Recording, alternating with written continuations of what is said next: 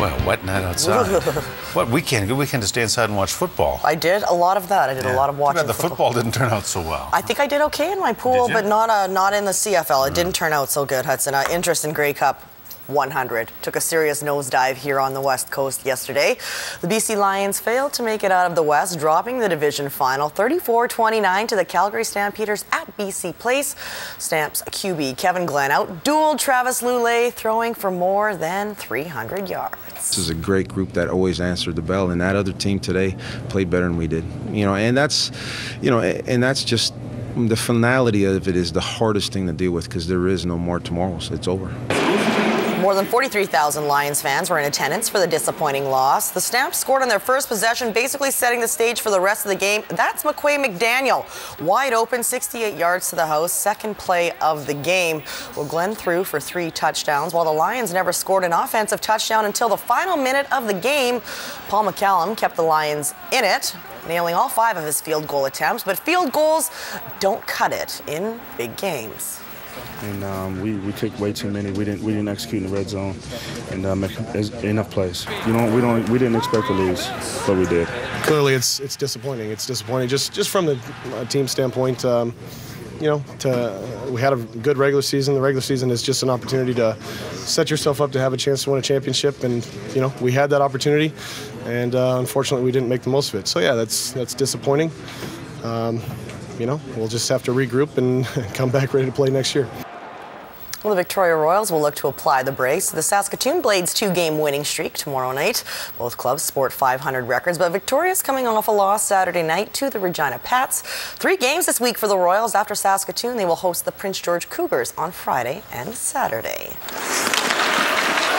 Well, like the Royals, the Nanaimo Clippers settled for a weekend split. After laying a 6-1 thumping on the Langley Rivermen, they hosted the Victoria Grizzlies on Saturday, dropping a 5-4 decision. Clippers had been on a bit of a roll the past few weeks, coming out on the right side of those 1-goal games, catching up to first place Victoria.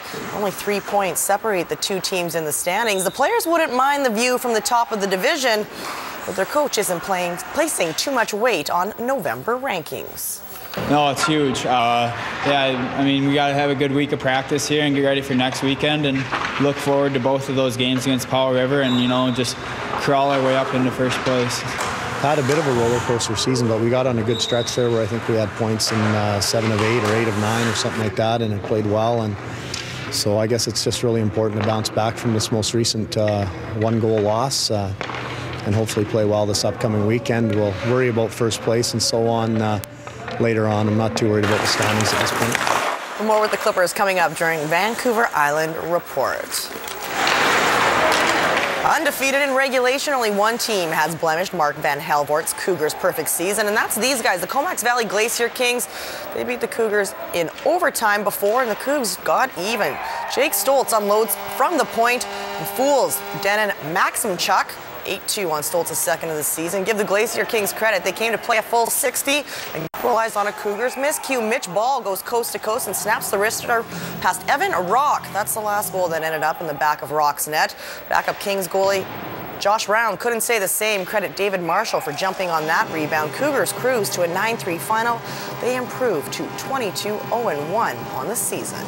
It's a good group of kids, and they understand the importance of work ethic, and they come to the rink every day. And it's not a coincidence that we've had a good start. These guys put in the time, they put in the work, and they seem to really enjoy playing each other. So at this stage, we haven't been focusing too much on results. We've been keeping our focus on improvement and developing, and so far results have been taking care of themselves. Yeah, you can't get complacent with where you're at. Every day we come to the rink and we work hard, and Mark does a pretty good job of keeping us in check and making sure we're not letting up and teams aren't catching us, which is good. Well, not only is Mark Van Helvoort good at keeping his players' egos in check, he's also helping them move on to play hockey at the next level.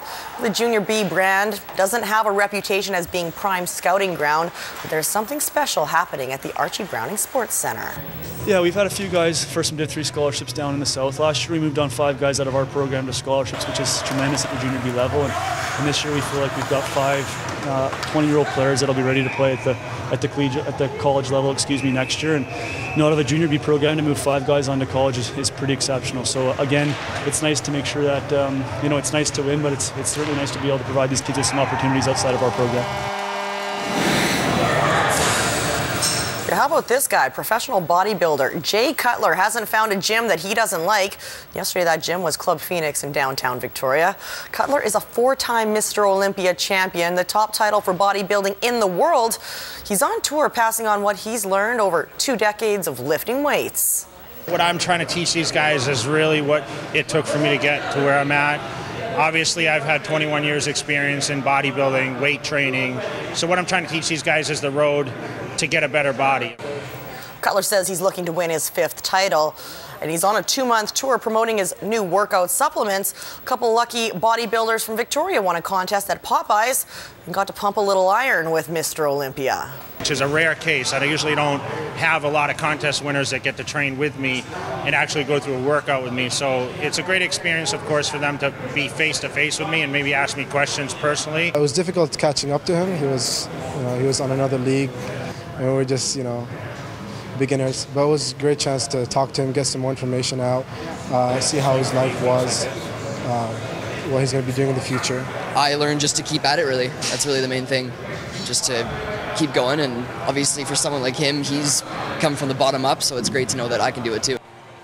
Tickets to the gun show, Hudson. Wow, I'll tell you, it makes it look easy. I know, he's massive. Not easy. We're talking about football. At least we have Island football that we're still watching. Yeah, too bad for Andrew Harris. One of the great Island football products. But, Bolinas won on the weekend. Mount Doug won on Friday night. Of course, Barsby has had another great season. Lots going on. Lots going on, and we're going to have more with those teams coming up this week. All right. Thank you. You're welcome.